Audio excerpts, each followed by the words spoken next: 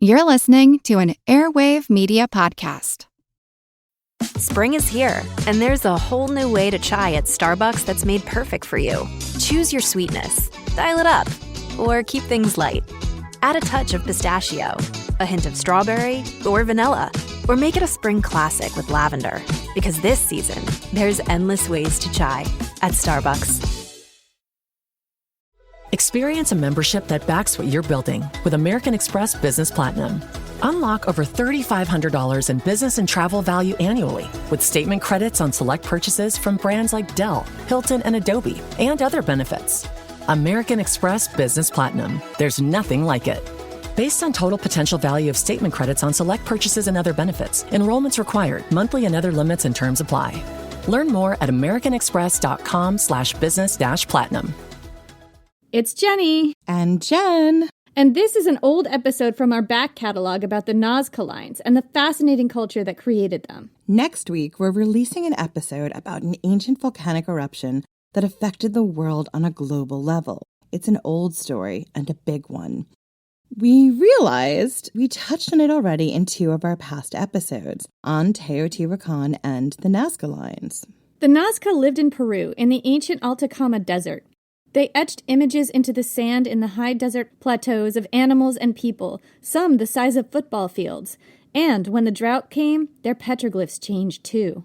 Some theories suggest that the deep droughts that affected Nazca culture may have come from this global volcanic eruption event that also affected people as far away as China and Japan.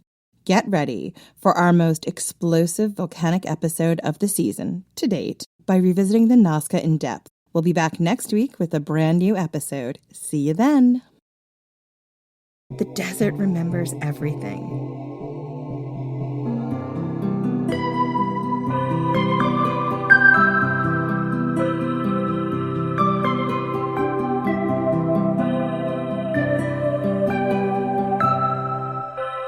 I'm Jenny Williamson. And I'm Jen McMenemy. And this is Ancient History Fangirl. This is potentially the last episode of this season, and it is wild. It's got all the hallmarks of everything you could want in the season. It's a culmination of everything except maybe eating of the rich, but I'm not sure. Maybe there was. It's all built to this. It's got a little bit of the elements of everything in it, and I love it. So let's dive right in. Imagine a desert spun out like a ribbon for over 1,500 miles along the Peruvian coastline, between the high Andes to the east and the vast Pacific Ocean to the west, a place of brilliant colors and contradictions and secrets. This is the driest desert in the world, drier than Antarctica. Astronauts use it to simulate conditions on Mars. This stretch of desert is also, according to some accounts, the oldest in the world. It's 150 million years old. I've seen different numbers on that. That's the oldest one I've seen. And if this one is true, that makes it older than the Sahara or the Sahel. There are 12 volcanoes in the Peruvian coastal desert, some of them still active.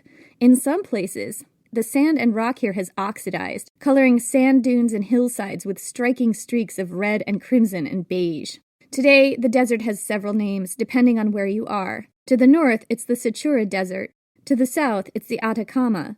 And it's a land of contradictions. In some parts of this desert, the average rainfall is something like 0.3 millimeters a year. Some areas don't see rain for 400 years at a time. Moisture is usually seen here only as fog that rises up from the sea. The coastline on the western edge of the desert is one of the most dramatic in the world, with incredible towering cliffs and stunning rock formations.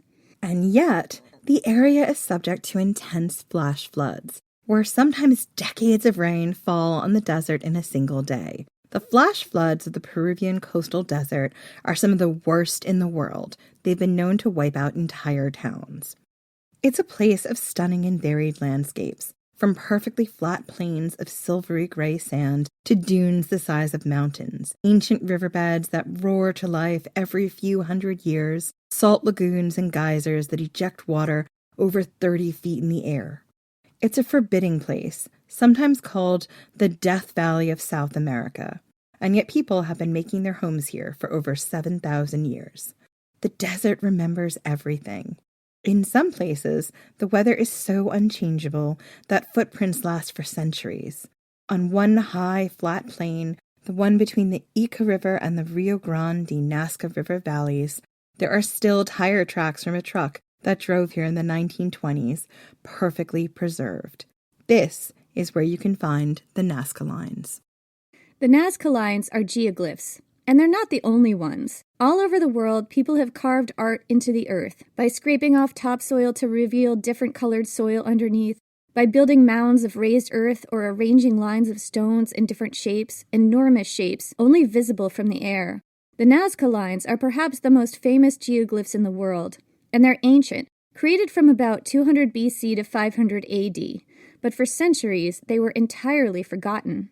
In the 1500s, the Spanish conquistador Pedro Cieza de León traveled in what's now Peru and wrote several books about his travels. In them, he mentioned trail markers in his book The Chronicles of Peru, published in 1547. Later, in 1586, another Spaniard named Luis Monzon described seeing ancient ruins in the high Peruvian deserts.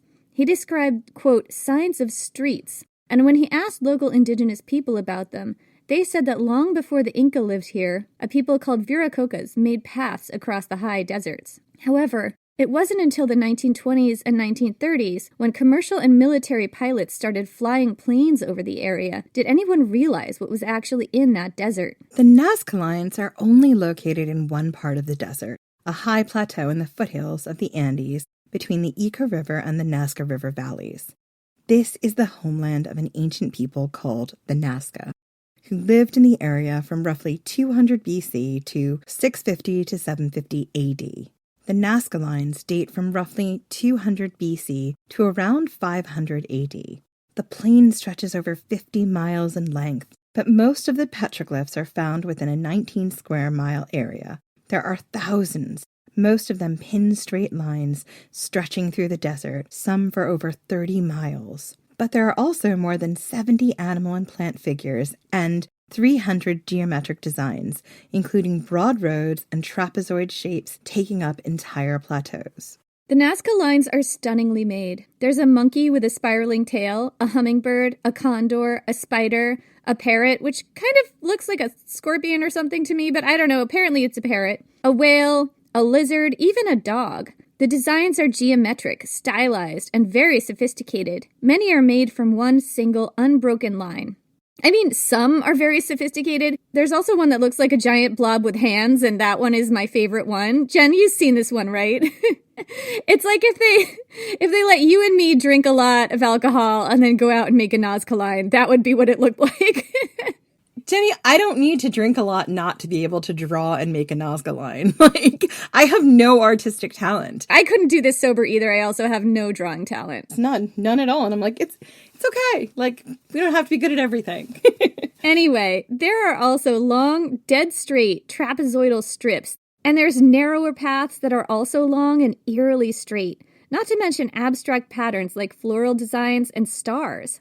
The size of the glyphs measures between roughly 13, 20, and 3,600 feet across. The famous hummingbird is the size of a football field. Most of the shapes can only be seen from the air, although some can be made out from nearby foothills. Up close, all you'll see of the Nazca Lines are narrow, shallow trenches, roughly only 4 to 6 inches deep, sometimes bordered with low lines of piled up stones. So Jenny, let's talk about how the Nazca Lines were made. People made the lines by removing the top layer of desert soil, composed mostly of reddish-brown, rust-covered pebbles, to reveal the yellowish-gray layer of soil beneath. These trenches may be miles long, but most are only a little more than 13 inches wide, although a few are as many as 6 feet wide in places. The way the lines were made and the unique environment of the desert has prevented the erosion of these lines for more than 2,000 years. The yellowish-gray sublayer has high levels of lime, which hardens in the mist that rises up from the sea, making it uniquely erosion-resistant. And the low walls of piled-up stones that border the lines, generally only a few inches tall, also protect against wind. One immediately obvious question you might have when considering how the Nazca Lines were made is this. How did they get those lines so straight? Many of the huge geoglyphs are made up of ramrod straight lines, some of which proceed across the desert for 30 miles, all perfectly straight. How did people do that? Archaeologists believe it was relatively simple. The artist could have drawn a string taut between 2 stakes and stretched it out across the desert. clearing away a path as they went along the route. Stakes have been found at the ends of some of the paths, which have been carbon dated to give a sense of the glyph's age. By some accounts, given the right tools, a small group of people could have made one of the larger figures in just 48 hours. Of course, the larger mystery is, why were these glyphs made? What purpose did they serve? One of the most prominent scholars studying the Nazca Lines was a German archaeologist named Maria Reike. She first visited the Nazca Lines in 1941 and made study of them her life's work. She built her own little shed in the desert and lived there for more than 40 years, with no electricity or running water. She lived like a woman obsessed, constantly mapping the lines, preserving them, and doing endless measurements and calculations to try to determine their meaning. She was known to physically chase off trespassers. When she died in 1998, her home was converted into a museum. There's a seminal study about how Reiki was working on one of the lines in the desert near sunrise, sometime around the solstice or some other seasonally important time. I forget the exact date. This is one of those stories, John, where I read it somewhere and then went back to see where I could find it so I could do a quote, and I couldn't find it. So I'm like, okay, I think I remember these details. It's too vivid not to include, but I forget where I read it. Yeah, I have those a lot of the time. I frequently am like, did I dream this? Is it a fever dream? Like, what are we doing here? But it must be true. Or am I just now dreaming of the Nazca Lines? I might have dreamed it. Exactly. So anyway, according to the lore, she was working on one of these lines. It was like dawn, almost dawn, and she looked up to realize that the sun was rising far across the desert, directly in the path of the line, the very line that she was studying. And it must have been an incredible goosebump-inducing moment. I can only imagine what it must have felt like to see the sunrise high up in the desert at the end of this ancient line and feel like you were understanding something about the ancients that had been lost for 2,000 years. Reiki came to believe that the Nazca Lines were an immense celestial calendar, carved over 19 square miles of nearly flat desert, designed to help their builders keep track of the seasons for purposes of agriculture and religious ritual. Others have built on her work, finding alignments with specific astronomical events, like the solstices or equinoxes, and associating the shapes with constellations. However, the archaeoastronomical theory is generally not widely accepted today. Scientists mapping the alignment of various lines and glyphs with astrological events and features have found that the glyphs generally don't match up with constellations, and there's only roughly a 30% alignment with various astronomical features visible in the night sky. The reality is that if you draw a lot of straight lines in the desert, chances are some of them will be aligned with something. 30% is about what it would be if it was due to random chance. So there are other theories about why the lines were made. Another has to do with water. Despite the extremely arid and difficult environment of the desert, people have been living here for over 10,000 years. Throughout much of that history, they practice agriculture. There are some permanent rivers in the desert, including the Loa River, where ancient people left their marks with petroglyphs drawn onto the cliffs overlooking the river. There were also underground aquifers. The people of the Nazca culture, those who built the Nazca Lines, were adept at finding those aquifers and tapping into them.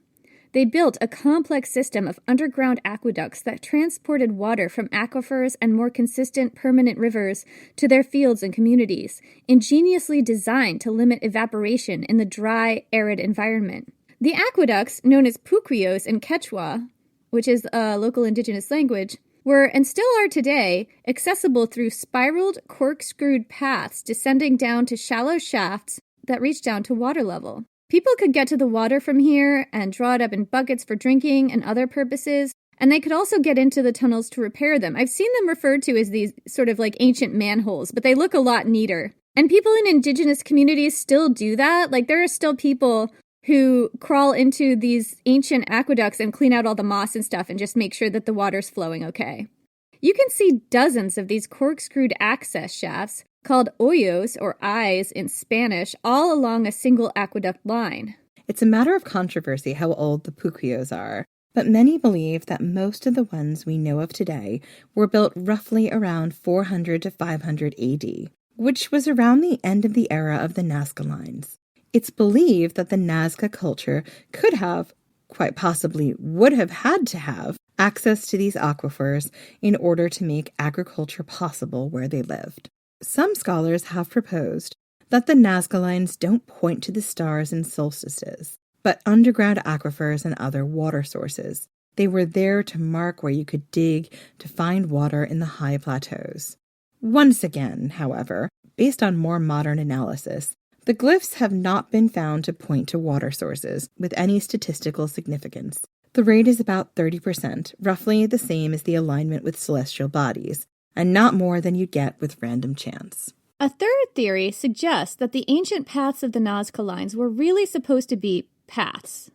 It's not unrelated that while some geoglyphs are extremely long straight lines, others are made up of single meandering lines that form a shape like a monkey with a spiraling tail, or a hummingbird, or a dog, that provide a space for sacred dance. Many of the straight lines point to ceremonial centers that the Nazca built. Some seem to have stone altars incorporated into the design. Anthropologists and historians have studied how geoglyphs were used in other cultures and in other places, mostly in more recent times, but also in the past as well. They found that other peoples in other cultures dance along the lines of their geoglyphs as a sort of communion or communication with the gods.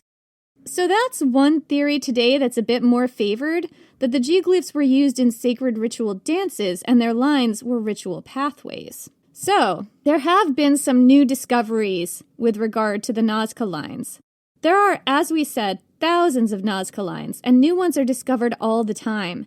In 2011, a new glyph was discovered, and I absolutely love this one. I've seen it described as several different people, one of them sticking out his or her tongue, but to me it looks like a giant millipede. Like, it's hard to tell what you're looking at. I love it. Or they got someone like me to do it. They got one of us drunk and put us up there and said, go make us a spider, and this is what we came up with. A millipede spider, which is amazing. A millipede tongue-out spider. It's incredible. I love it. Oh my god, that is exactly what I'd make. So, in 2018, researchers used artificial intelligence to map the entire plateau and look for patterns in the desert too faded to be seen from the air. What they found was incredible. Dozens of brand new geoglyphs that had never been seen before. These new geoglyphs were significantly different than the classical Nazca Lines. For one thing, they were older, some of them predating the Nazca Lines by 1,000 years. They were in a completely different style, using curving lines rather than straight ones, the drawings done in a more casual and less geometric style. And they were found on hillsides rather than on the flat plain.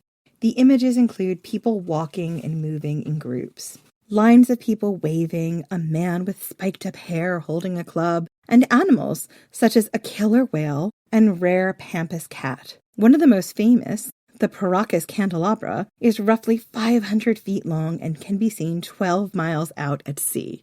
Can we just stop for a minute? Killer whales in the desert! So cool! Isn't that cool? There was a whole study about what animals were represented amongst the Nazca Lines, and one of the things that they noticed was that there were a lot of aquatic things like killer whales and stuff. They're not that far from the sea, so it kind of indicates that this is a culture that did a lot of fishing. But also, there's a monkey among those animals, and monkeys are not local to this area. Like, you don't get monkeys unless you go all the way over the Andes and into the Amazon rainforest on the other side. So these were clearly people who traveled. They traveled and must have had trade with people who would have, had monkeys. They would have had access to seeing monkeys somehow. Yeah, there was either really good trade contacts or they traveled to different areas and saw these animals. So these images are really striking, especially the images of people. The people are often friendly, standing facing the viewer with hands raised in greeting. Many have large circular eyes, and some even appear to be wearing helmets. I don't think they are wearing helmets, that's just what they look like. Some have strange lines coming out of their heads like the rays of the sun. Like, they're very kind of otherworldly, eerie images. The culture that made these more ancient lines, by the way, is called the Paracas culture. They lived in this area prior to the Nazca and were found to be genetically related to them. It's like, these are the ancestors of the Nazca, basically. Anyway, some researchers believe that these geoglyphs had a different purpose than the more classical Nazca lines that we think of today. They were created on hillsides, not on the flat ground, so they were visible to people from a long way off. They weren't just visible from the air. Some believe that they were sort of like ancient signposts, helping travelers find their way to different territories, or perhaps even guiding the way to specific ancient festivals. Literally, it's a signpost to the ancient Burning Man. I mean, legit. Legitimately, that's kind of what people think it is. I mean, it makes a lot of sense to me. Right.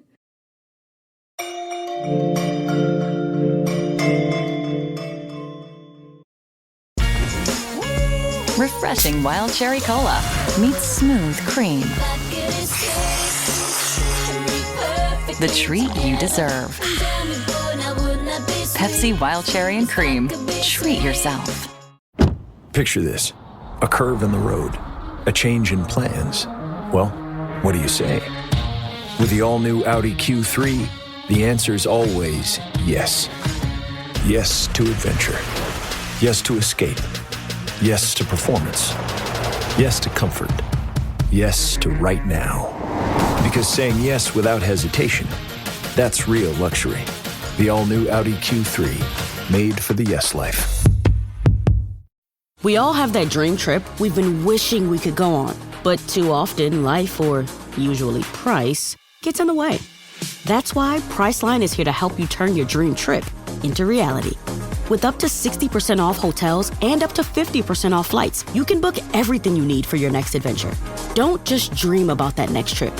Book it with Priceline. Download the Priceline app or visit Priceline.com and book your next trip today. Go to your happy price, Priceline.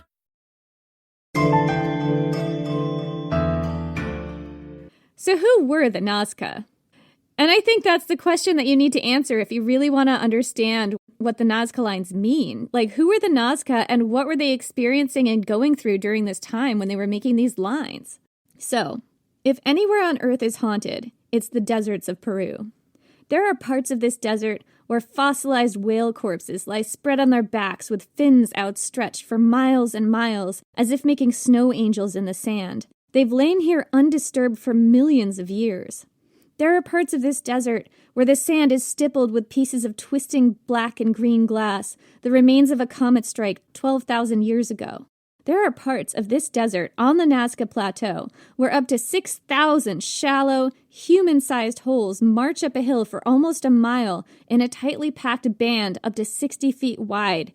It's the Band of Holes. Google it. Oh my gosh. You don't have to Google it, and Jenny will put it in the show notes. But I mean, if you're not looking at the show notes right now, then Google it. It's amazing. The Band of Holes is just so mysterious. It's much younger than the Nazca Lines. People think it might have been made by the Inca, but it's another huge ancient world mystery that I did not have time to cover because this is already a 19-page episode. Anyway, and there are parts of this desert where human bones strew the sands, the remains from ancient cemeteries, some gradually exposed through erosion and others scattered by looters. So, for those of us who are keeping track on what makes this a Jenny Williamson episode, although this was originally my topic and I had to ask Danny to cover it for me because I was a little overwhelmed with some life stuff this season. Shocker. But what makes this a Jenny Williamson episode? Bones where they shouldn't be. Bones where they shouldn't be. This is just the start of it. There is one thing in here that makes it a Jen episode, but we're not there yet. We're not there yet, but it's a real Jen episode thing. It's a real Jen episode.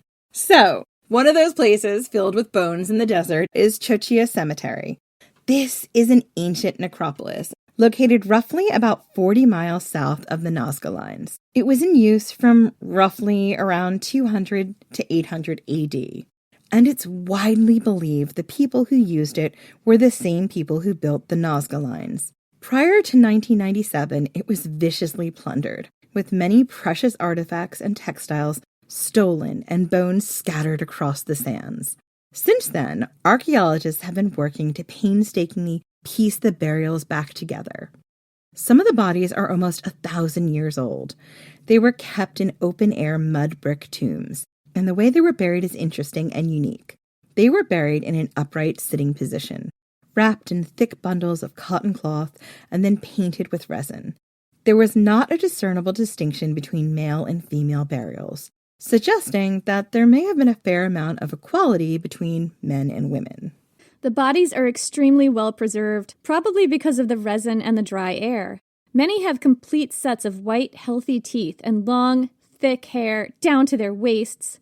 So much hair. Anyway, there's an eerie site nearby where desiccated logs stick out of the desert amidst tumble-down stone walls. It's believed that this is where the Nazca people laid out their corpses before burial to dry them. So it's basically a charnel house.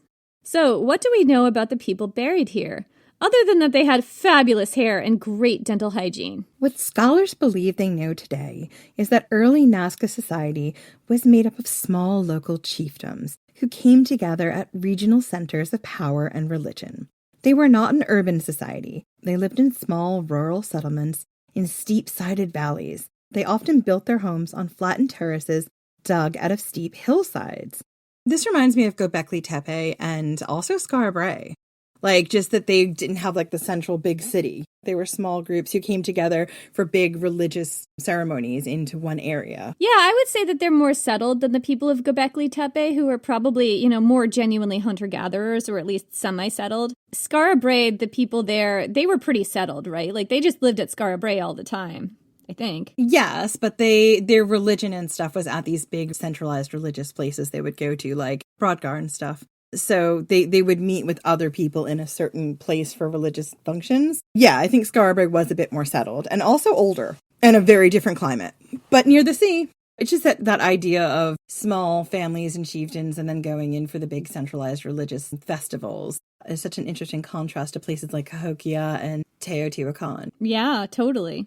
The Nazca were largely farmers who tended to live in river valleys and near whatever springs they could find or aqueducts they could build. They grew crops such as corn, beans, squash, and peanuts. They also caught fish along the coast. Nazca culture is notable in that there don't seem to be many large urban centers.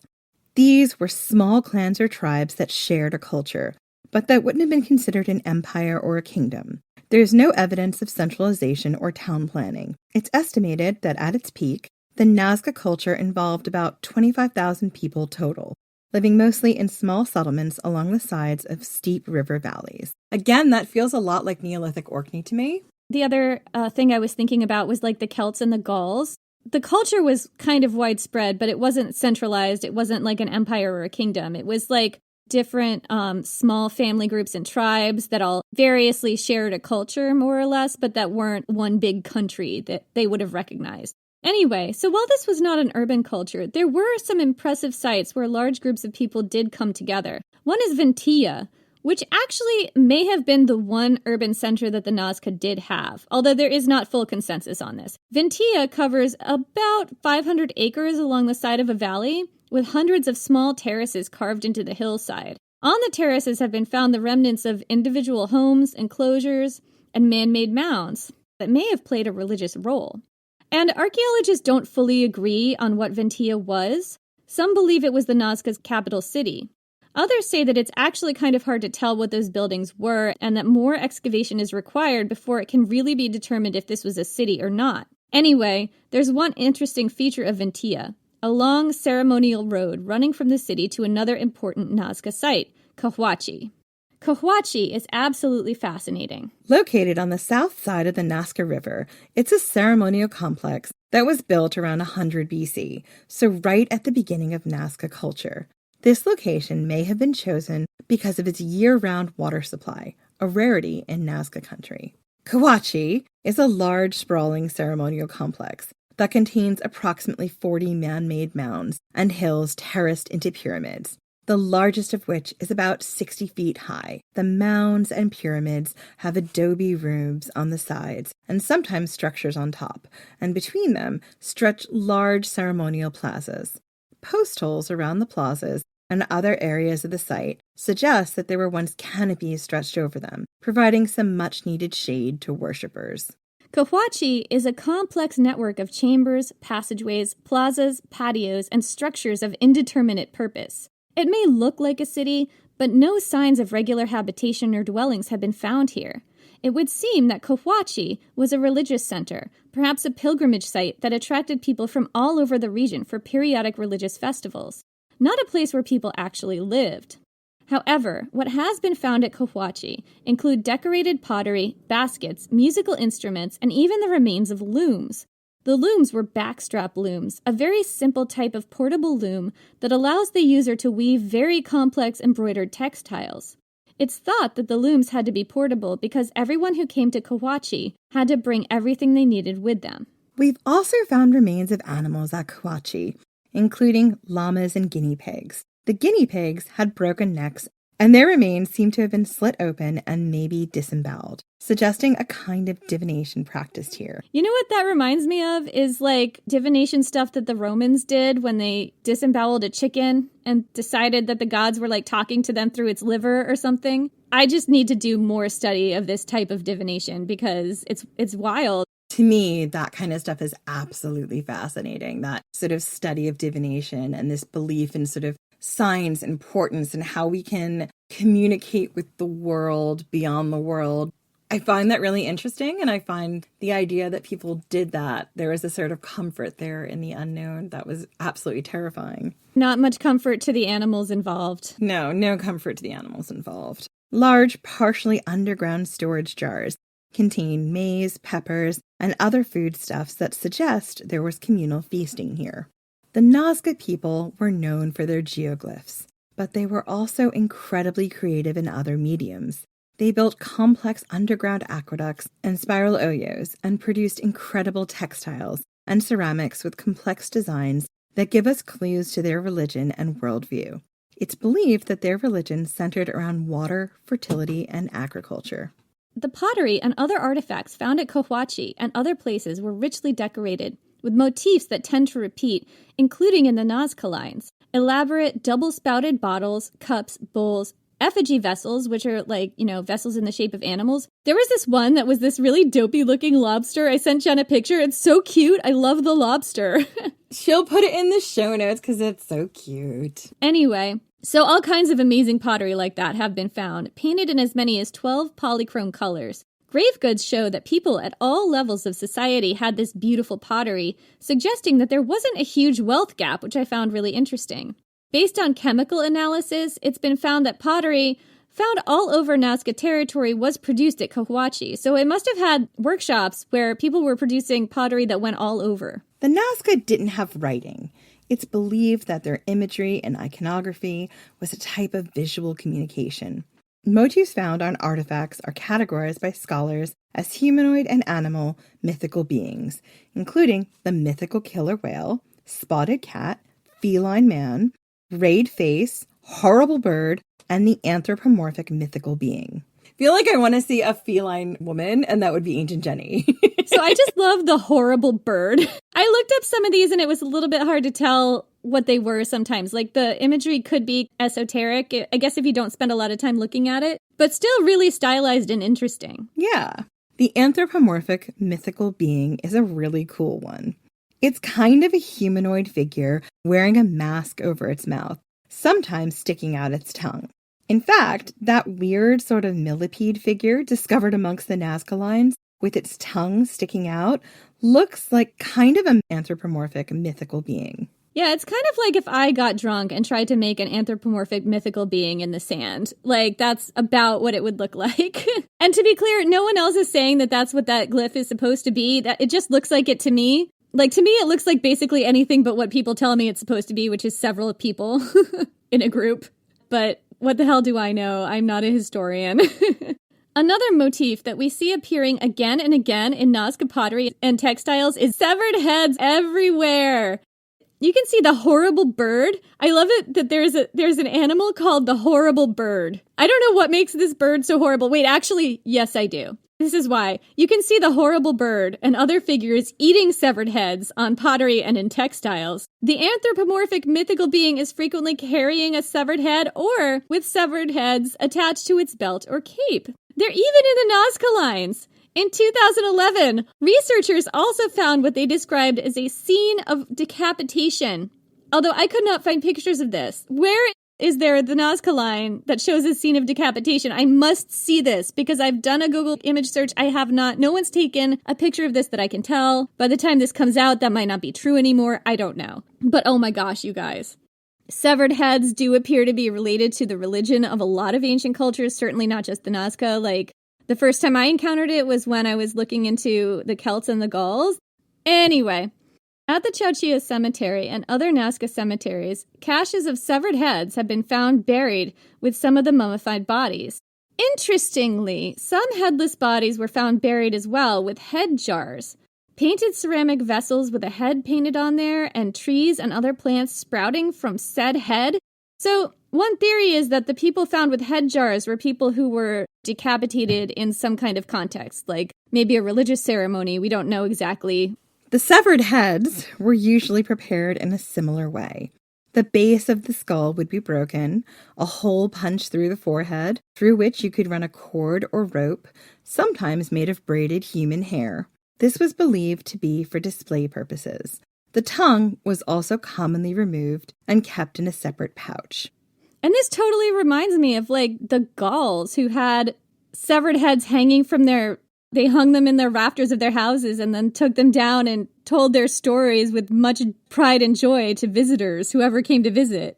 I mean, Cahokia, the guy with the nipples, the severed head nipples. One of the sons of Redhorn had severed heads for nipples. Who says severed heads aren't fun? The person who lost their head.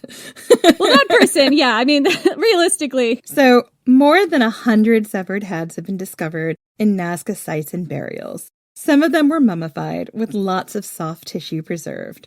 On those specimens, the mouth was usually pinned closed, with thorns or pins running through the lips. When these were first discovered, archaeologists referred to these as trophy heads, and it was believed that they were trophies taken in war. The severed heads often appeared in the context of images and depictions of warfare on the pottery. However, more recent analysis suggests that the people whose heads these were came from the same area as the people taking the heads. So these were locals, leading to the more modern theory that these were local human sacrifices from within the community.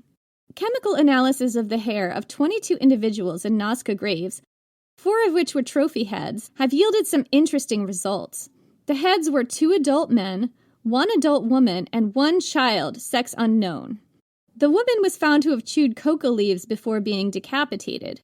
The chemically active ingredient here is a very raw form of cocaine, which serves as a mild stimulant that can also suppress pain, exhaustion, hunger, and thirst. People still chew coca leaves in South America today. The child was found to have high levels of mescaline in its hair, suggesting the child had, before its death, consumed a cactus with psychedelic properties that has been used in indigenous ceremonies in cultures throughout South America.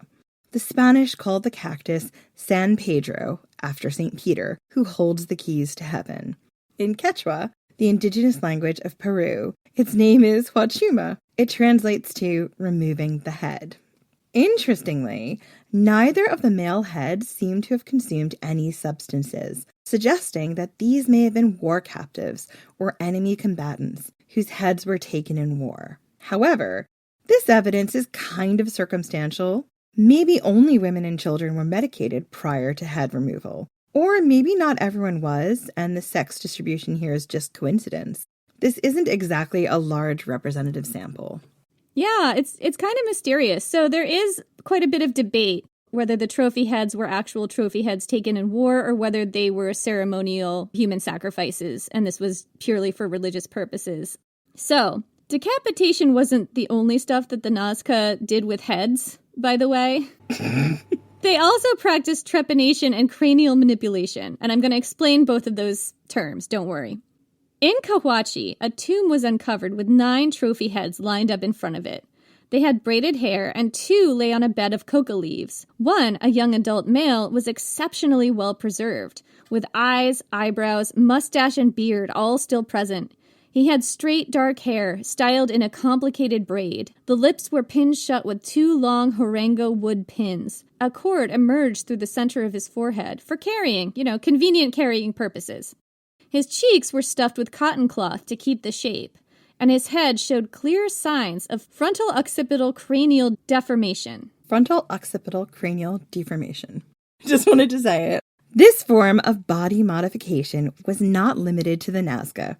It also has been practiced in many other ancient and some more recent cultures throughout the world.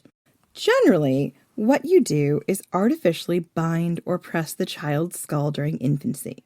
We're going to explain to you how to elongate the head of your child. We actually do this a lot of times on children who are born in modern times because when a child is little, their skull is still pliable and sometimes it's not always in the right shape and we have to manipulate it. Cranial manipulation. Get excited. Generally, what you do is artificially bind or press the child's skull during infancy, when the skull is most pliable. You start in infancy and keep it going for about 6 months. The effect is different depending on how you do the head binding. Binding between 2 pieces of wood would produce a flattened shape. Bonding with cloth would produce a rounded or conical shape. The Nazca had a rounded, elongated shape, probably produced through binding with cloth. It's thought this was a mark of status. The skulls look otherworldly and strange to us today. In fact, the crystal skulls in Indiana Jones and the Kingdom of the Crystal Skull were modeled after Nazca skulls with this modification, but they went down the ancient aliens route. Yeah, and people do a lot, there's a lot of pseudo-historical attention paid to these skulls. However, these skulls are perfectly human. They're just modified, and it's really, you can do this with very simple tools. And people have been doing it throughout many different cultures throughout the ancient world and as well in the modern world. But wait, we're not done with heads. So that's cranial manipulation, but the Nazca also practiced trepanation. This is a practice where a hole is drilled into the skull, generally while the person is still alive. While this may have been done for ritual purposes, it was also a form of early brain surgery that may have been done to relieve seizures, chronic headaches, mental illness, and swelling in the brain due to head injuries. Trepanation was not just limited to the Nazca. It was widely practiced among indigenous people throughout Peru. And I would say that, other places in the world as well, including other places in South America. Oh, yeah. So many other places did it. It's not just in Peru that this was done, although people in Peru were really specifically good at it. In fact, studies have found that you are more than twice as likely to survive if you were trepanned by an ancient Nazca neurosurgeon than if the job was done by a surgeon in the American Civil War, because they also did trepanning in the U.S. Civil War. People did this surprisingly recently. Yeah, do they still do trepanning? Maybe. It seems like something that you might have to do to relieve something like pressure or something on the brain. Yeah, I haven't done a deep dive of the modern medical applications of trepanning, but possibly, I don't know. So the survival rate was roughly 80% among some Nazca communities, and only about 50% at American Civil War hospitals, which is kind of an unfair comparison in some ways because you're also talking about war hospitals versus... Look, all I'm saying is that if you have to choose between being trepanned by a Nazca neurosurgeon and a U.S. Civil War neurosurgeon, go with the Nazca one. Always, every time. Always. And that's one of those clear-cut health decisions that you don't have to question. No, not at all. I'm just also saying, what was it like on the Nazca battlefront lines doing this kind of stuff? Well, I don't think this is excluding that, Jen, Yes, but we are only looking at the surgery being done during war hospitals, which is... in the U.S. during a real dark, gross time, particularly bloody and intense and unsanitary time. Well, yeah, there's a lot of different reasons why you could compare those two times and why there'd be more of a reason you would die having this done to you in the U.S. Civil War. And I haven't done a huge deep dive into Civil War medicine, but I actually kind of want to now. I'm just too interested in history, and gory history specifically. Our listeners are here for it. So...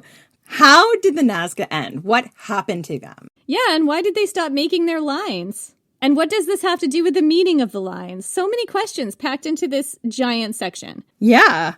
The Paracas culture, ancestors of the Nazca, lived on the high desert plains from roughly 1200 BC to around 100 BC. They also practiced trepanation. Decapitated heads figure prominently in their art and iconography. They, too, drew enormous petroglyphs on the high desert plain between the Ica and Nazca River valleys. And they, too, buried their dead in mummy bundles wrapped in incredibly beautiful and elaborately woven cloth. Paracas weaving is some of the most advanced of any ancient culture in the world. Some of it's also very metal, There's some in the British Museum with images of shamans flying and holding severed heads by their hair. And if I can find that image anywhere, I'm getting it made into a blanket for Jenny. Amazing. No, Paracas weaving is absolutely incredible. And there's a whole deep dive that I didn't do about how most of the textiles that we have from the Paracas culture is from their grave goods, because they would wrap mummies in these incredible, just absolutely extraordinary textiles. But then a lot of those graves were looted. And these are like thousands of years old, right? There have been a lot of them that have been stolen, essentially, and had to be retrieved or recovered.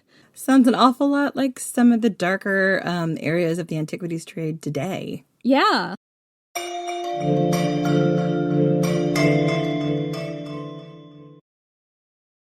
This episode is brought to you by Peloton. Welcome to your Peloton Pilates era. Trusted by over 2 million members, experienced instructors with true Pilates expertise, offering classes for every level. Choose from 10 to 45-minute sessions with little to no equipment. Anytime, anywhere. And with the cross-training swivel screen, you can move seamlessly from cardio to mat. Press Pilates. Small moves, big impact. Find out more at onepeloton.com/Pilates. Lululemon knows the 2 times you'll love your everyday pants the most are when they're brand new and when they're broken in. Lululemon's new Easy 5 pants are designed to let you enjoy both feelings at the very same time. Because Easy 5 is the brand new pant that delivers a broken-in feel from day one. Engineered with the structure you want and the touch of stretch you need. Easy 5 casually outperforms denim. Shop now, in-store or online. Athletic innovation for everyday life. Lululemon. When you want your spring break to feel like... and your kids' pool day to feel like... and your hotel bed to feel like... ooh, and room service to feel like... because at Hilton, hospitality feels like... Your cabana's ready. Would you like fresh towels? It matters where you stay. Book now at Hilton.com. Hilton, for the stay.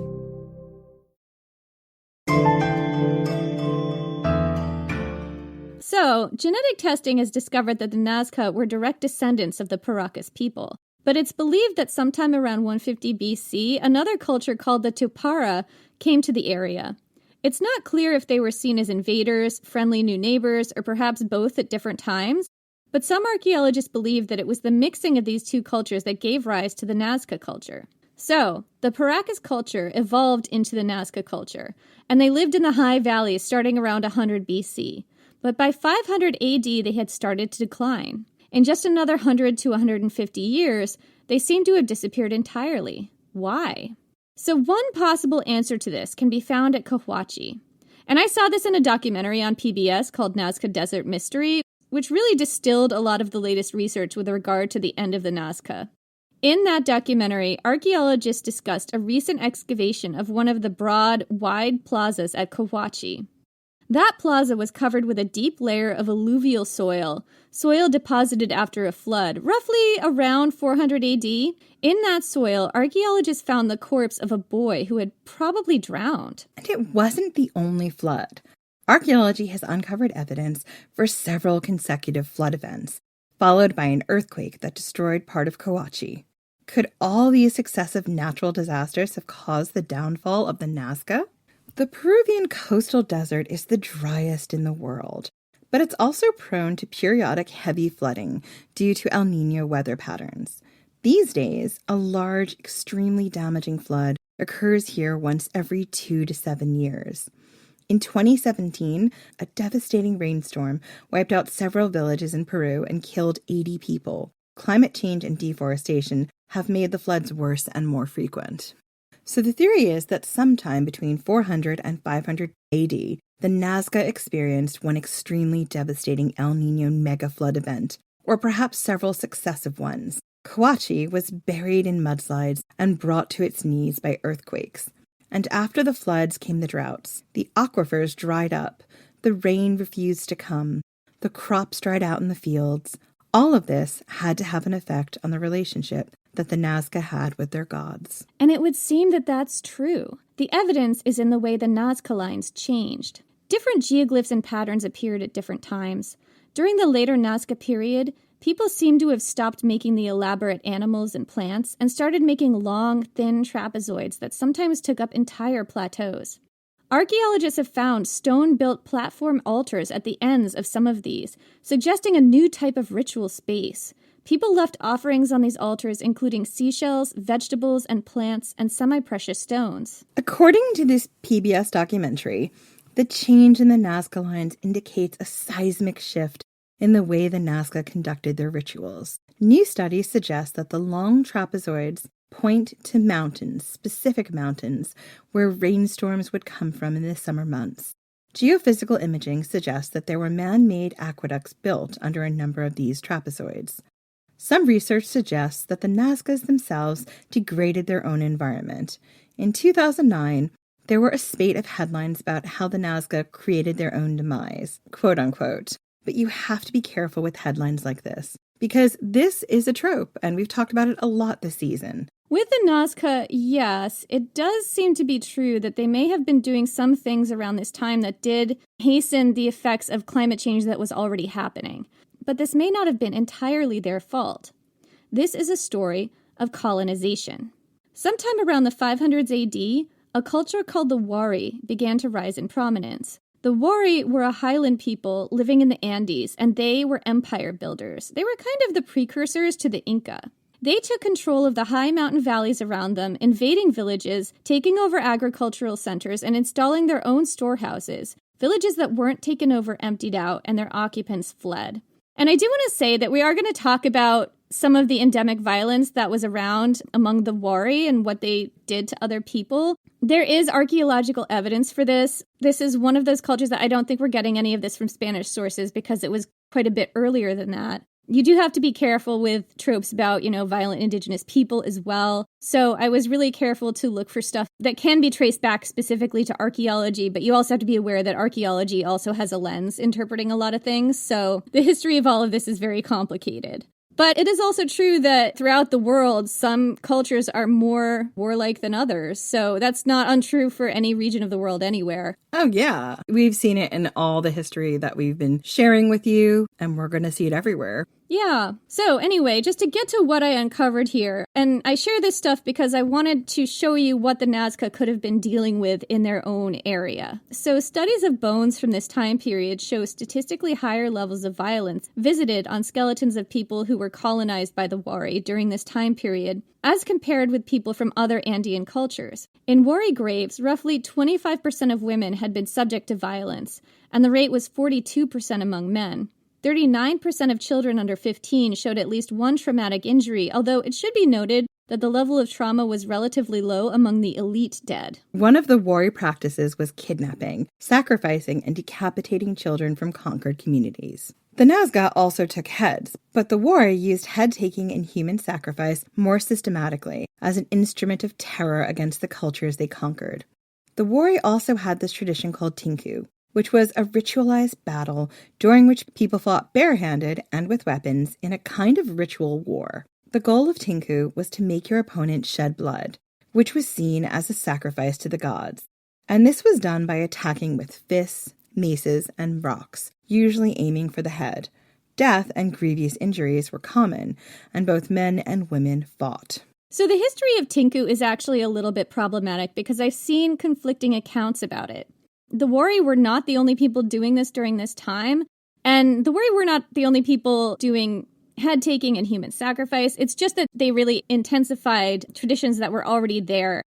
So with tinku, again, it was practiced not just among the Wari, but other people did this as well. And I've seen some accounts that say that the Spanish actually started it, bringing indigenous people together and forcing them to fight for their own amusement. So that's one account of how tinku started. But other accounts say that it goes back to pre-colonial times, including among the Wari, and the archaeological evidence does kind of support this version, at least among the Wari. In one study of skeletons across several different Wari towns, almost every adult skeleton had experienced at least one serious head wound. And that's kind of like a thing in tinku where you're supposed to attack the head. These wounds could have been gotten in other ways as well, but the fact that there are so many prevalent head wounds kind of backs it up a little bit, at least. I mean, tough to know, right? Yeah, there's so much here that's up for interpretation. Yeah, and I mean, it's not the first time we've seen this kind of ritualized battle. We see it all the way back in places like the Iliad, right, in Western culture. We see it with gladiators. I could absolutely believe the Spanish brought it over. I could also believe it's much older. Or that maybe the Spanish did something with an existing tradition. Absolutely. Yeah, that wouldn't surprise me in any way, shape, or form. Right, like they could both be true, these two accounts. Yeah. So according to some accounts, the Wari intensified the level of violence, tinku, decapitation, and ritual head-taking and other forms of violence, and used it against conquered people as a method of terrorization. Sounds very much like a certain empire we spent a lot of time in last season and the season before. Are we talking about ancient Rome? Because you're not wrong. I mean, there were a lot of, if you go up to Hadrian's Wall, there were like severed heads outside the gates of forts and things, and they were from indigenous communities. Like they were absolutely using this type of stuff as a method of terror against indigenous communities that they were trying to conquer. Yeah, I mean, the subjugation of Britain alone was that, and just Julius Caesar's Gallic Wars. Like, it's all the same when you see, like, a people going from one stage into empire building, right? I bet we'll see it in other areas of the world when we get to other areas of the world. But, like, when you start going into that empire building, it gets real dark and scary. Yeah, and I certainly don't want to say that, like, everything is the same as Greece and Rome and Britain, you know, because there's obviously a lot of differences. But I do want to say that, like, we're not singling these people out as being uniquely violent among the cultures that we studied, because they're not. Yeah, I guess that's more what I was trying to say. Like, they're not similar cultures in any way, shape, or form. But the level of violence that you see is not any different than what you saw in empire building in the West. So according to Jacqueline Elaine Meager, author of Violence and Trauma in the Wari Heartland, quote, "It seems to have been impossible to age without experiencing at least one injury. Most people didn't live past 50, but those who did showed increased rates of trepanation, suggesting that their head wounds had caused them trouble that had to be alleviated through cranial surgery." According to Meager again, quote, "These symptoms include nausea, vomiting, headache, and seizure-like activity. They can also turn into life-threatening symptoms such as tissue hemorrhage, bilateral hemispherical damage, and hematoma. Trepanations release the cranial pressure in the cranium and help the brain to stop swelling." So that's a general picture of what it was like to live among the Wari. I mean, on the negative side, if you weren't decapitated in childhood, you would get a terrible head injury and probably need to be trepanned later in life. But luckily, they were very good at it. They were super great at this, okay? There was a very high survival rate among trepanation surgeries. There was one community I read about where the survival rate was something like 91%, and I can't say that it was the Wari, but it might have been. One skull was found with 7 trepanation holes. 7! And that person had lived. I mean, that is super impressive. They were good at brain surgery. The Wari also had great textiles. And they were, interestingly, the Wari were the first, as far as I know, to use the quipu, which were, I don't know if you've ever seen these, Jen. They're elaborate records of knots in string that were used to keep track of taxes and tribute. This was basically a writing system that the Inca were known for, but they got it from the Wari. And that's a cool thing. I might do a deep dive on the quipu at some point. So anyway, the Wari dominated their highland neighbors, gave everyone horrible chronic headaches, made great textiles, and then turned their attention toward the lowlands, specifically to the lowland deserts. According to one theory, they coveted the lands of the Nazca because their homeland, with its carefully irrigated fields, was the perfect place to grow cotton. The Wari couldn't grow cotton in the highlands. The conditions weren't right. But they needed cotton to produce their fabulous textiles. And down in the foothills, the Nazca lived in a place that was perfect for it. Studies suggest that the plateau where the Nazca lived was not always a barren, arid desert. Pollen samples in desert cores suggest that once the area was home to a vast woodland of huarango trees, incredible, slow-growing trees that produce edible seed pods that taste like nougat. Huarango trees are long-lived and slow-growing and have the effect of anchoring soil to reduce the severity of floods. Their seeds are also a great supplemental food source. Today, there's only a remnant left of an ancient Nazca forest, the Usaka Forest, sunk into the desert in a narrow valley 6 miles long and only a few dozen feet wide. Studies show that this forest is an ancient relic. the remains of a much larger one that covered maybe as much as 97% more area, and that forest is currently under threat due to illegal logging. According to those pollen studies, around the time the Wari came down from the mountains, the forests started to disappear, and they were replaced with cotton plants. This is where all these headlines came from, by the way, about how the Nazca created their own demise by cutting down their slow-growing, old-growth trees to plant cotton. But archaeology shows that around this time, the Wari had come to this area, and a newer theory suggests that the Wari pushed or coerced the Nazca into cutting down their woodlands to grow cotton, taxing their environment in ways they never had before. The trees retained water from the mist that rose up from the sea, they provided habitat for animals that could be hunted, and they also provided their seed pods, a rich source of nutrition for the Nazca. With all that gone, the land was drier, not as fertile, and much more subject to floods. I don't know. I'm not sure I would want to take the Wari on. They're like, cut your trees down and we're not gonna sever your heads. I might be like, okay, the trees can go. It's okay. You can fine, have the trees. Yeah, can we keep half and you keep half? No, all right, fine. No, forget we said it. I mean, yeah, it's a real lose-lose for the Nazca, right? That's the picture I'm painting here. Yeah, and I think it's really important when you read those headlines that you look at the other factors that were also happening, because those articles are all clickbaity. They want your eyes on it and they want a talking point, but they don't always give you the complexity around it. And they might not know, they might not have that whole picture. It takes time for this stuff to emerge. Absolutely. And something that emerged 2 years ago, now you might have something totally different, 2 years later, because that's how fast things move. So, what makes the great El Niño floods of this region so deadly isn't necessarily the sheer volume of water, although that's also a factor. It's the fact that the rain is falling on so much sand, not stabilized by any trees or plants. This creates devastating mudslides that can bury whole towns, as happened several times at Coachi. Nazca culture was not free from violence before the floods, or droughts, or the Wari. Depictions of war scenes and decapitations appear on its pottery, stretching back to the Paracas culture before it. But during the latest periods of its history, after 500 AD, depictions of violence in Nazca art increased greatly.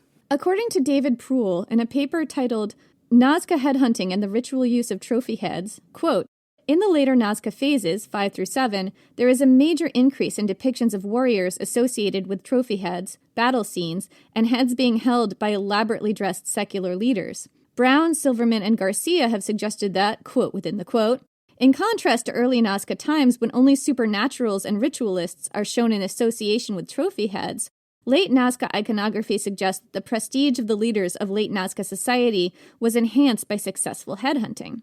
It seems pretty clear that violence intensified in Nazca society sometime after 500 AD. Was this internal conflict due to diminishing resources? Or was the violence being visited on them by the Wari? Or maybe it was both. Yeah, I mean, again, when we see the fall of Teotihuacan, one of the theories there was outside people and inside unrest. And then when you get that together, no matter how strong your society is, the cracks are going to really show. Yeah. So, were the Wari visiting an increased level of violence on the Nazca? Is that what their pottery is depicting during this time? It's one interpretation you could have. Yeah, so the Nazca were facing, quite possibly, colonization from a stronger, more warlike culture. And they were also facing climate change. Really extreme climate change. And there's one more angle to look at this from, because one thing Jen is absolutely going to ask, and she did ask me this as I was doing this episode, and that question is, did a volcano do it? Do you know why? Because I just did all the stuff in Teotihuacan, which is in the same area. And I was like, there were so many volcanoes going off at this time. Was there anything going on that might have overlapped? There's not the same area at all, but the same side of the planet, I guess. Okay, in the same side of the world, but also, as I have told you many times, when a volcano goes off, it's not about the lava or the pyroclastic flow, although those are very, very important. It's about the lasting impacts on the climate and the air that can change everything. So, Jen, what would you consider, just off the top of your head, to be the worst year in recorded human history? Are we talking about 2020? I knew you were going to be one of us who's going to bring up 2020. I mean... Are we talking about the year of the Spanish influenza? Are we talking the year without summer, the Black Death? All of those, There's so many. The eruption of Thera, Yellowstone supervolcano that happened in the past and will happen in the future. So according to some historians, the worst year in recorded human history was 536 AD. They really went to a lot of effort to quantify this. Obviously, this is subjective, but according to the science and ancient records, a bunch of weird stuff was happening during this time. The sun disappeared, the seasons went all jumbled, crops failed, and this happened on a global scale. It would seem that the whole world was plunged into volcanic winter. Volcanic winter! See, this is what I'm telling you. Doesn't matter where it goes off. If it's bad enough, it's going to impact everywhere. Sorry, I sound like such a fangirl, but I'm really not. I'm terrified. I know, same. You know, you asked me this question when I was doing this. You were like, oh, I wonder if the same volcano that caused the downfall of Teotihuacan had anything to do with the Nazca Lines in Peru and all that climate change. And I was like, oh, let me look into that. And then I really uncovered a rabbit hole. And I'm just going to give you a little bit of this just to give you the general sense, because this deserves its own episode, which we will probably get to at some point. Yeah, because I want to do a whole season about natural disasters in the ancient world, and particularly there'll be volcanoes. Anyway, one thing that happened was spooky changes to the sun. Yeah, this always happens. In 536 AD, Procopius, a Roman historian, described how the sun, quote, gave forth its light without brightness, and it seemed exceedingly like the sun in eclipse, for the beams it shed were not clear, end quote. That's super common in a volcanic winter. 2 years later, the Roman chronicler Cassiodorus described a weak sun that shone a bluish color, giving off little if any heat. At noon, no one's shadow could be seen on the ground. The seasons seemed all jumbled up together. Frosts covered the ground during harvest time, and the wine went bad. The people suffered from widespread famine, and then the plague of Justinian started. Sorry, I'm such a fangirl about this stuff, but none of it surprises me. The only thing I'm waiting for is the sunsets. We saw them, I think it's during the Tambora eruption, like the picture, the very famous picture as Edward Munch's The Scream. The sunset in the background is it's all based on The Year Without Summer, and the kind of wild sunsets they had, where the colors were just out of control and really different than what they usually had. These vivid, intense sunsets. So anyway, back to 536. In China, snow fell during the summer. Crops failed everywhere, and a thick, fine dust fell throughout the land. People were scooping it up in handfuls. In Ireland, crops failed over a period of years. Their annals called it, quote, a failure of bread. A dense, dry fog swept the Middle East and Europe. This extreme weather event had catastrophic effects around the globe. A cooling period known as the Late Antique Little Ice Age kicked off from here, lasting until the 7th century, so lasted hundreds of years, during which time the global temperature dropped about 3.6 degrees Fahrenheit, and it caused plague, drought, widespread famine, and suffering around the world. It also caused a lot of social upheaval. Some credit this event with the downfall of Rome, the collapse of the Sassanid Empire, and the fall of Teotihuacan. Because the Americas were affected too. The great city of Teotihuacan was burned and sacked and its rich devoured around this time. In Peru, the downfall of the Moche people is documented around this time as well. They suffered intense flash floods and mudslides, followed by 30 years of drought.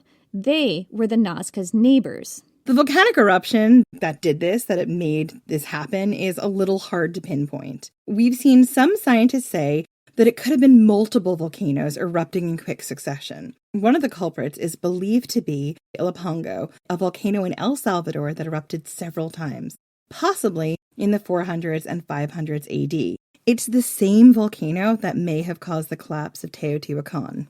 We talked about it in that episode. We did, and there was a few. At this point in time, there's sort of like a chain of volcanoes around there that kind of were just popping off all the time. So they don't exactly know which one did it. It could have been any of the ones in there, but one of them essentially really went off. And there is a theory that there might have been a volcano in Iceland that went off around this time too, like... Double Trouble? Yeah, that's what the volcano was called. It was the famous Icelandic name of Double Trouble. That's right. I'm sorry, Iceland. Anyway. And like one of the theories I saw was like there could have also been an earthquake and then it had like a volcanic seam that opened up. But we don't exactly know. So it's important to remember that, like everyone else in the world, the Nazca were facing extreme weather events, extensive drought, and seasons that seem to have gone absolutely wild. They were also quite possibly dealing with a colonizing culture that was inflicting violence on them at an unprecedented level, forcing them to cut down their trees, which exacerbated the effects of climate change. And also, probably that culture was now fighting for resources that they saw someone else as having and needed to take. Right. A lot of these things could have all worked in tandem. All of this would have made the situation of the Nazca exponentially worse. It's especially important to remember this in the face of headlines that accuse them of degrading their own environment. Perhaps the chain of events went something like this, and I'm just going to pull together all the threads here. This is not 100% absolutely the sequence of events in terms of how it happened. It's just one way you can pull it together because it's hard to tell the order of things. Yeah, and also that assumes there is an order, like different events on top of other events don't always have the same causal reaction the way we can pinpoint it to today. Yeah, but one way you could interpret it is this. One or more volcanic eruptions changed the climate, turned things colder and drier, maybe made the sun disappear in a terrifying event that lasted for months. Floods came, wiped out whole cities, and buried their sacred sites in mud. Then came decades and decades of drought. Crops failed. The people performed their rituals and dances on the high plateaus, but the gods did not send rain. Around that time, a new people, invaders, swept down from the high mountains and visited a level of violence on the Nazca people that was unprecedented. They were forced to cut down their forests and grow cotton for the empire. Losing the forest was devastating. The people continued to pray, and the gods stayed silent for year upon year upon year. Finally, the people tried something new. They built new geoglyphs, great paths for the rain to follow, trying to pull the rainstorms down from the mountains. They danced and prayed and sacrificed, and still the gods did not answer. Finally, the people lost faith in their gods. Archaeologists have found at the last layers of use at Kawachi, layers of potsherds, hundreds of pots deliberately broken, perhaps in a ritual repudiation of the gods. The people then deliberately buried what was left of Kawachi and abandoned the site and eventually the high plateau. Studies show that towards 650 or 700 AD, the heartland of the Nazca emptied out. They went east, into the mountains where the rain still fell. They went south and integrated with the communities there. Some integrated with the Wari and survived however they could. Archaeologists today don't think the Nazca Lines had just one purpose. They believe they had many throughout the centuries. They served as signposts and guides to travelers, perhaps markers of territory. They functioned as sacred pathways on which people performed ritual dances, and at the end, perhaps they represented a last, desperate attempt to call down rain from the mountains. But the rain didn't come, and so they broke their pottery, they buried their sacred sites, they repudiated their gods, and then somehow, even though their old way of life was lost, they continued to live, making a new life wherever they could. That's it for this week. And this season. We can't keep it light. It's real hard. It's bound to end this way when you're looking at ancient mysteries. But it's been such a beautiful season. Well, I mean, I think history is sad. That's what I've learned in the 4 years of this podcast. So that's it for this week, and maybe this season, although we will be back next week with some news. You can find us on social. We're still on Twitter for the moment, at Ancient Hist Fan, and we're on Facebook and Instagram. We're quite active on Instagram, at Ancient History Fangirl. And we have some patrons to thank. The Patreon is the reason that we still are doing this podcast after 4 years. Can I say this? I'm going to do a dad joke. I'm sorry. The Patreon is the reason for this season. See what I did there? We wouldn't have a season or a podcast at all without our Patreon. Isn't the reason for the season some kind of like Christian microaggression? Yeah, it's Jesus. But honestly, for us, the reason for the season is our patrons. That's true. That's true. You guys are Jesus. Anyway, so before we make this even more awkward, you can become a Patreon member by visiting patreon.com/ancienthistoryfangirl. I think we just sold it real well. We did. So we have some patrons to thank. Apologies to anyone whose name we mispronounced. So thank you so much to Marcy Arsenault, Tiffany Sanchez Slate, and Sam Teja. I'm so sorry if I mispronounced that. Thank you guys so much. Happy holidays, and we will see you next week.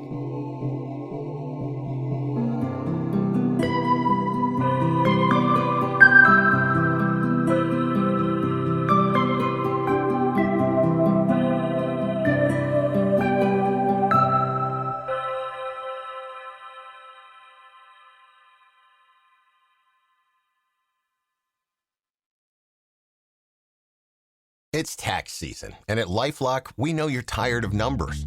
But here's a big one you need to hear. Billions. That's the amount of money in refunds the IRS has flagged for possible identity fraud. Now here's another big number. 100 million. That's how many data points LifeLock monitors every second. If your identity is stolen, we'll fix it guaranteed. One last big number. Save up to 40% your first year. Visit LifeLock.com/podcast for the threats you can't control. Terms apply.